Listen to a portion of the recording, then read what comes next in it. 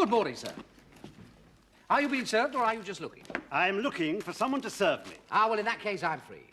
What's it to be, jacket, trousers, or a new woolly pulley? I bought these socks last week. They've only been washed once, and look. They're supposed to be non-shrink. Ah, yes. I see what the trouble is, sir. They're pure wool, you see. Now, very often, pure wool socks are made from two different herds. I mean, you might get one herd come from the Shetlands, the other down in Cornwall. Now, the Shetland lot won't shrink because they're standing in the rain all day. So this must be the Cornish sock, and that's the Shetland one.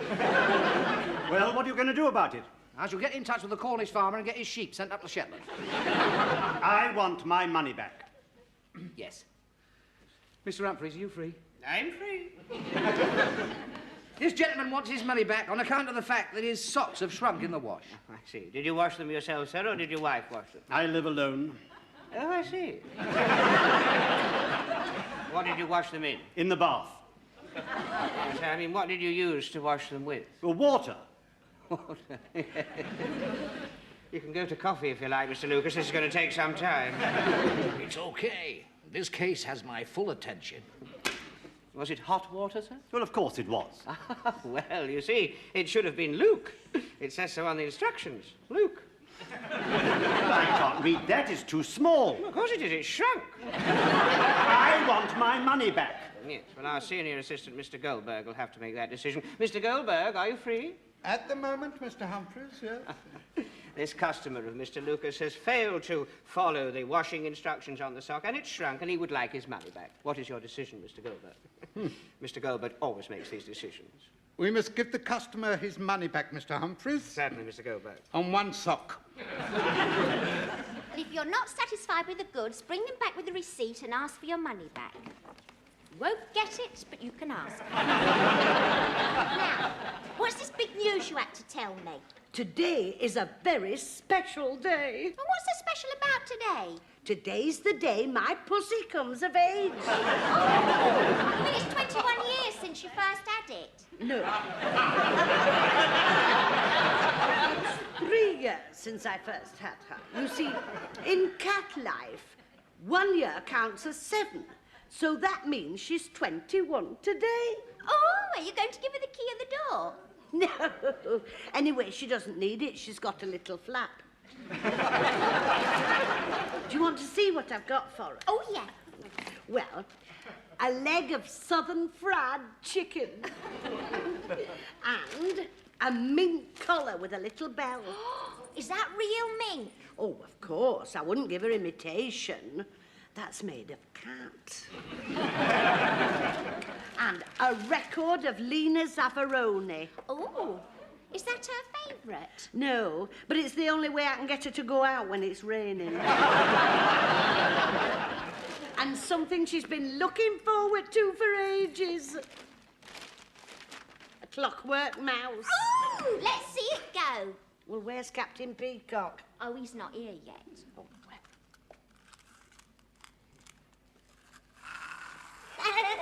it's sweet. Oh, dash. Oh, where's it gone? I can't see it. Well, listen, and we might be able to hear the clockwork. Oh, it's like Peter Pan and the crocodile. So anyway, I stuffed a pineapple in the hole, you see, and I said, give me a ring tomorrow and let me know if it's stopped. What on earth are you doing, Mr. Humphries? There's a mouse round my drawers. There it is, eh? It's clockwork. Is this another of your jokes, Mr. Lucas? Not guilty, Captain Peacock. I am in no mood for practical jokes. Now, what idiot released this mouse on the floor? I shall count to 10, and if no one owns up, we shall remain behind after the store closes until this matter is resolved. 1, 2, 3. Own up or I'll tell on you. You wouldn't do that. Yes, I would. I've got a date tonight. Sneak. Get your hand up. No. Mrs. Slocombe, am I to understand that you are the miscreant? The what? The person who released this object. Well, yes. I don't want any excuses. I shall confiscate this. If you wish to retrieve it, you will find it in Mr. Rumble's office. There's been far too much laxity on the floor of late. You're all getting very sloppy. Captain Peacock, I've been over 40 years in various retail outlets, and I've never been called sloppy. An egg stain on the tie, What? 3 waistcoat buttons undone, a frayed cuff. I'd call that sloppy. Oh, Mr. Goldberg, I've never heard a senior assistant spoken to like that in my life. Have I got egg stain on my tie? Not a big one. Well, I have to have these 3 buttons undone on my waistcoat, otherwise I can't breathe. What about the frayed cuff? Well, Mrs. Goldberg was going to turn it. Oh, dear, she has. I've never known him go on like that. I think there's something wrong with him. Perhaps he's had another row with Mrs. Peacock. You know, like last time when she threw the custard all over him and made him sleep in the spare room for a week. Yeah, well, if I was married to Mrs. Peacock, I'd sleep in the spare room all the time. He's definitely not well. His nostrils are all drawn. Is that bad? Well, our milkman's horse had drawn nostrils. You know, one morning it dropped dead in the shafts. You're not suggesting that's going to happen to Captain Peacock, are you? Let me put it this way. If he delivered my milk, I'd order an extra 3 pints. I can reassure you it's not as serious as that. How do you know what it is? I just do. I was told in the strictest confidence yesterday. Well, you can tell us in the strictest confidence today. Look, it's a very delicate matter. Mr. Goldberg, anyone who knows me will tell you that I am not a gossip. It'll go no further. But I did give my word. He made you look very small over those frayed cuffs. Yeah, true. And it was very unnecessary to mention that egg stain. I'd forgotten about that. Well, apparently, he went down to see Mr. Franco in the sports department. He wanted some jogging shorts. You know how vain he is. Well, he would be satisfied until he tried 3 lots of shorts. But then during the process, Mr. Franco noticed he had a boil. A very large boil. Where?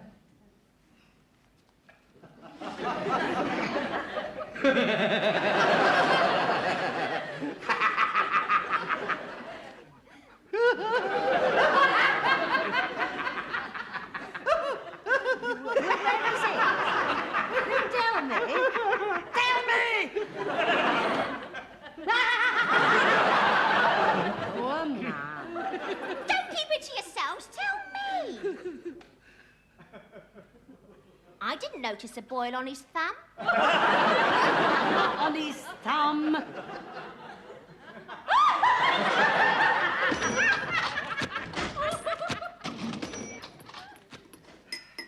Well, I think Captain Peacock's gone mad. I mean, just because I used a felt-tip pen on me bill pad instead of a biro, he went all up at what do you call it when they go all red and swell up and their eyes pop out? Apoplectic. Yeah. Well, all I did was use the wrong finger to ring up the till, and I got a no sale. Which finger did you use? It's immaterial, Mr. When he saw that little red flag, he came charging over to me. He went mad for about 5 minutes. I thought the veins in his neck were going to burst. They were standing out like Spaghetti Junction. Mind you, having a boil where he's got one, well, it must be painful. I'm sure we all feel for him. You speak for yourself. This is justice. He's been rotten to me ever since I came here, and I've had to take it sitting down. Well, now you've got your revenge because he can't take anything sitting down. Please, please, please. Shh, shh. Keep your voices down. Shh. We don't want this thing to spread. Why? Is it catchy? Look, will you listen? I told you in the strictest confidence. Now, please, people can be very sensitive about boils. So I must ask you, even for my own sake, don't mention anything about it while he's here. I won't say a word. I wouldn't be that cheeky.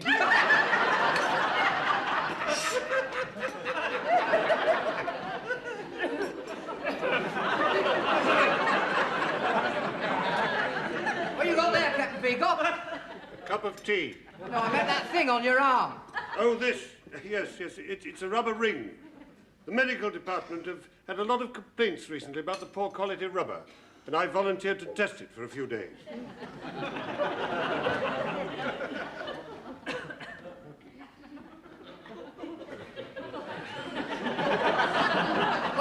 to test it, you want to treat it a bit rougher than that, you know. You want to bounce up down a bit. That will come later. I must say that any resemblance between that and tea is purely coincidental. That's because they never bring the water to the boil.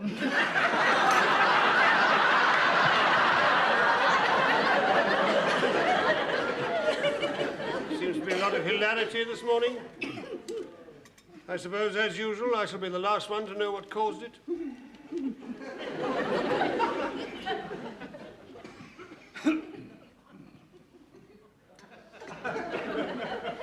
Just because I'm reading the paper, it doesn't mean that everybody has to stop talking. I was We've all been talking. I was talking about Mr Humphries not talking. Oh, we're having quite a good, amiable chat. There's a very good article in that paper about the great train robbery. Oh, yes, I was reading about it in the bus. Standing up. Yes, it was full as usual. It's my theory that most of the money finished up in South America. Yes. I doubt if they'll ever get to the bottom of it. Oh, I expect they will in the end.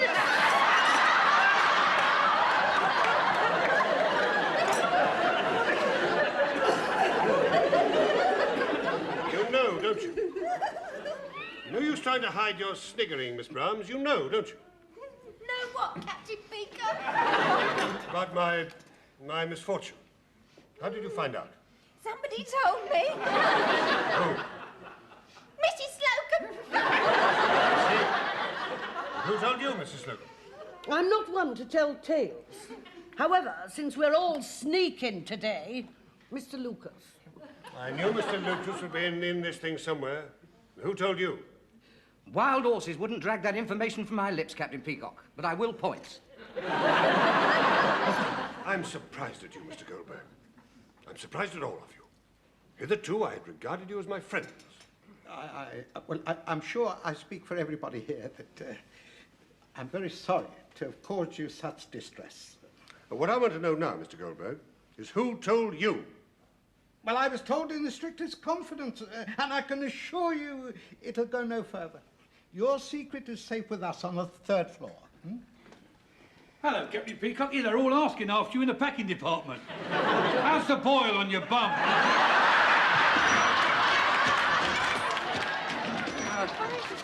Sorry I was delayed. Now then, what's all this about, Peacock? Well, sir, this is a matter of some delicacy.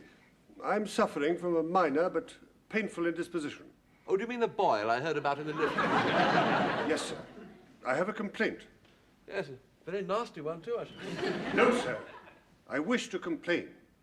I've been made a laughingstock throughout the store, owing to a grave breach of confidence by a member of another department, to wit, Mr. Franco of Sports. Yes, well, come to the point, Peacock.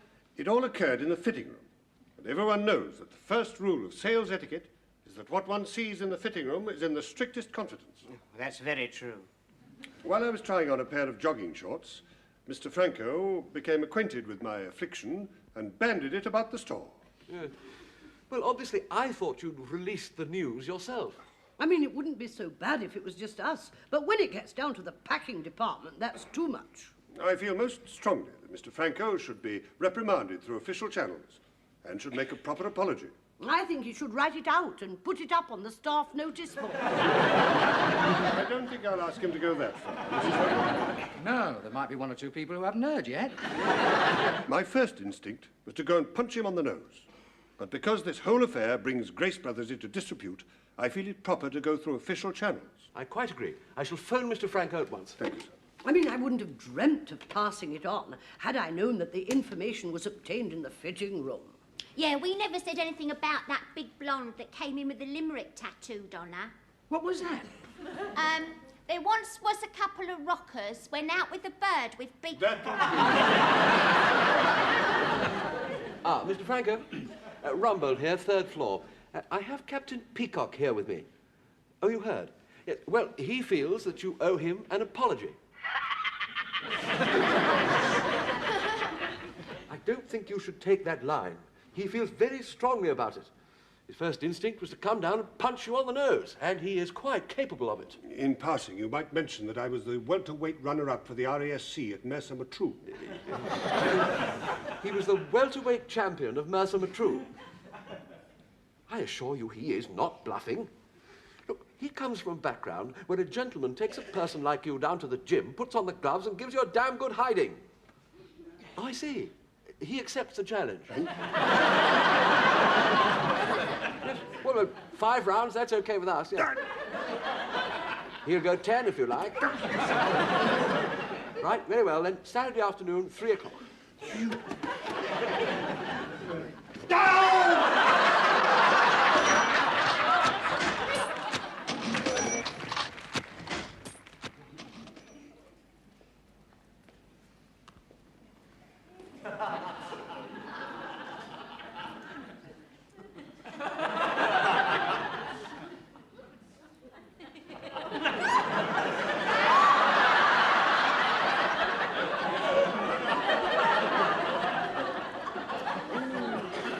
He's flexing his muscles.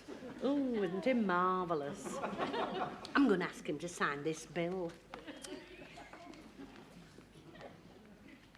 Captain Peacock. Are you free? At the moment, Mrs. Slocombe. Would you sign this bill for me? But it's blank. You haven't sold anything. I know. I just wanted your autograph. We'd like you to know that we in the ladies' department are very proud of you. We think what you're doing is marvellous. Me and Miss Brahms are seeing you from quite a different angle. And what we say is, if a man can't stick up for his honour, what can he stick up for? Thank you, Mrs. Slocombe. Look at him, he's basking in it. Well, if I was in his position, I'd like to think that I'd do the same thing. I wouldn't, but I'd like to think I would. You know, I used to get into a lot of scraps when I was a lad. I was known as Gruesome Goldberg, the Golders Green Gorilla.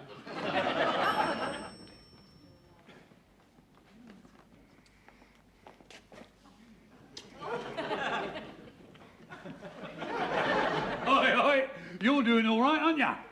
Well, they do seem to admire a man who sticks to his principles. Oh, they admire you, and they're very sorry for you. Like they admired the Light Brigade. Only a handful got through, but they admired them. Mr. Harmon, what are you trying to say? Word has it that Mr. Franco is very handy with his dukes. And when he was in the Navy, he boxed for his ship. A torpedo boat? An aircraft carrier. Mr. Harmon, don't come on the floor in your overalls during working hours. In that case, I won't tell you about his secret weapon. What secret weapon? He's got a killer punch in both hands.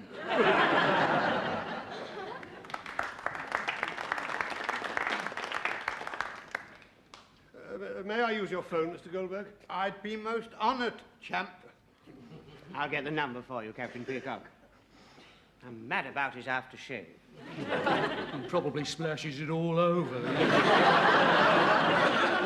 Who do you want? Oh, Mr. Grace, a rather worrying thought has struck me. I haven't obtained Mr. Grace's permission, and he may, of course, not allow the fight to proceed. It's going to take place on Saturday afternoon. He won't know about it. Oh, we won't say anything. No, but as a matter of principle, I feel I ought to tell him. Thank you.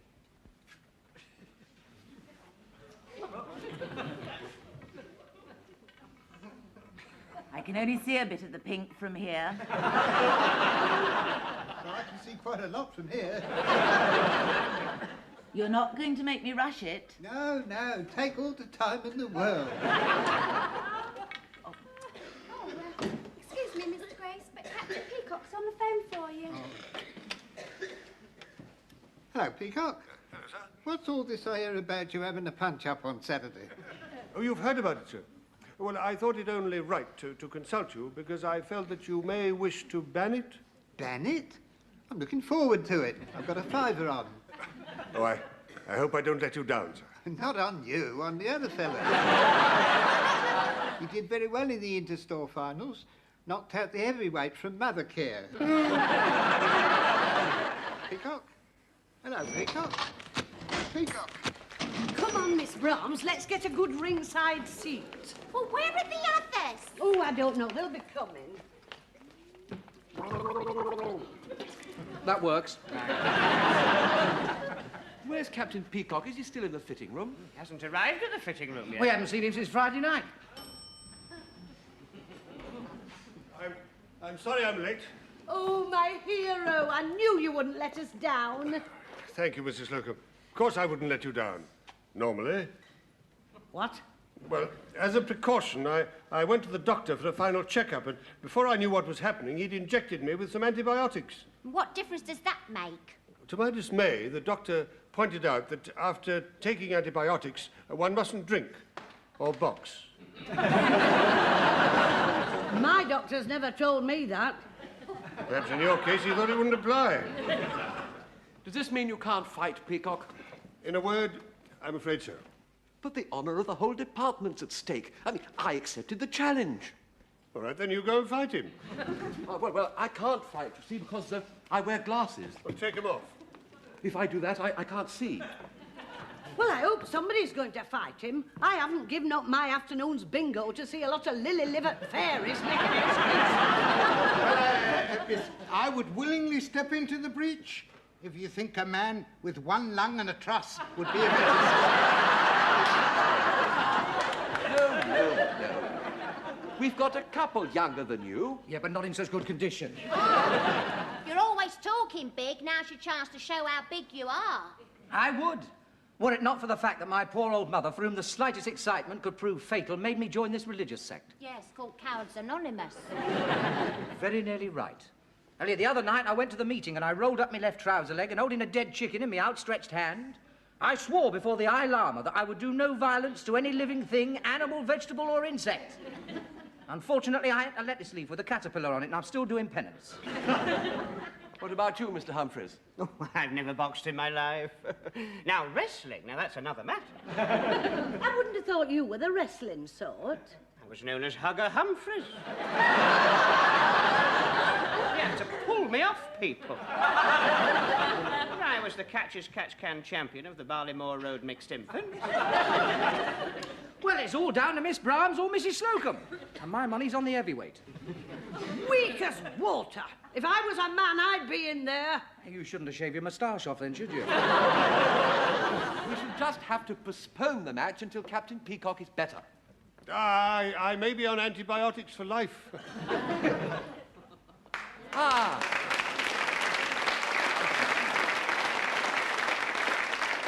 Well, nice to see you, Mr. Franco, but I'm afraid we have some bad news. I think you ought to hear our bad news first. Due to the size of Mr. Franco's hands, the sports department can't get a pair of gloves to fit him. Chickening out, eh? I'm not chickening out. I can beat you with my own hands. Do you mean wrestling? Anything you like. How about catch-as-catch-can? That's my favourite. Unfortunately, I'm only a boxing man. Chickening out, Certainly not. Mr. Humphries? I'm not free! Oh, yes, you are. Get it. You can't come in here. This is the ladies' fitting room. No, put me down. No, please. No, put me down. No. Take your trousers off. Oh! I never thought those words could cause such mixed emotions. Keep your hands off me. I thought you weren't supposed to harm anything, animal, vegetable, or insect. I didn't say anything about fairy cakes. Never seen anything like this since Emmanuel II. Take him out! Take his things off! Ow! You very nearly did. Hands!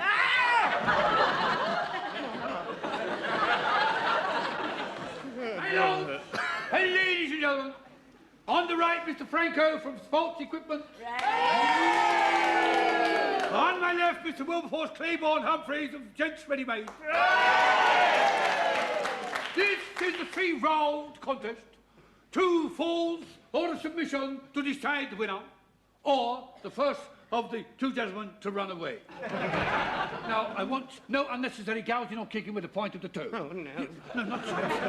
I've never seen anybody so keen. Right. Any questions? Yes. Did you get that ribbon from haberdashery? Watch it, Twinkle Toes. Right, go to your corners and come out fighting when I bring the bell.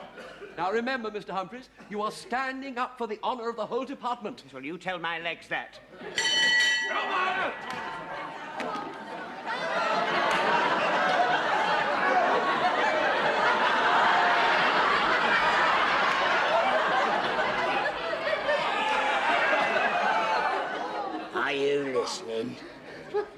got much choice, have I? No. You got any grudge against me? Well, of course not. I'm sure under other circumstances we could get on quite well. In that case, all we got to do is make it look good. I'm entirely in your hands. Here, have you ever seen a flying cross buttock? Not for a couple of weeks, no. First thing we've got to do is whirl you around my shoulders and slam you onto the floor. They call it a propeller. What am I going to do? You're going to do an agonising yell. Oh, I think I can manage that.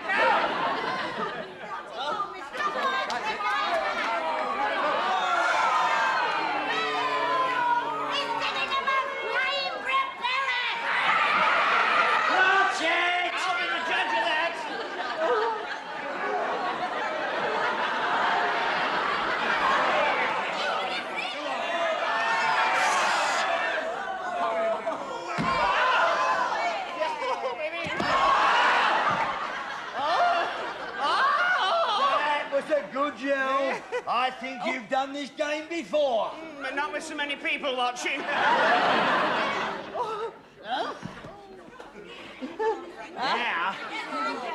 Now I'm going to show you a Patagogan nose hole. Oh. It looks absolutely ghastly. Isn't it time I got you into something? No. They've got to hate me first. And then when you get your revenge, they're going to love you. So here we go. Don't forget to yell.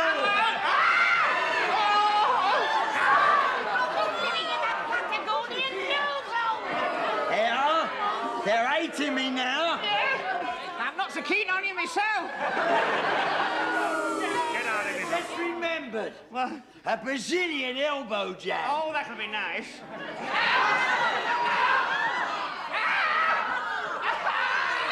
Doing is killing him. It's giving him a Brazilian elbow jab.